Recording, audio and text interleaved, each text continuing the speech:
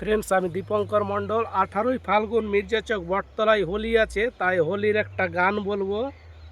তো গানটা সবাই শুনবে। খেলবো হোলি রং দেব না, খেলবো হোলি রং দেব না, তাই কখনো হয়। খেলবো হোলি রং দেব না, তাই কখনো হয়। এসো এসো বাইরে এসো, এসো গো, এসো এসো বাইরে এসো, ভয় পেও না আর। এসে হোলি এসেছে, এসেছে হোলি এসেছে, এসেছে হোলি এসেছে, এসেছে হোলি এসেছে। খেলবো হোলি রং দেব না, তাই কখনো হয়। খেলবো হোলি রং দেব না, তাই কখনো হয়।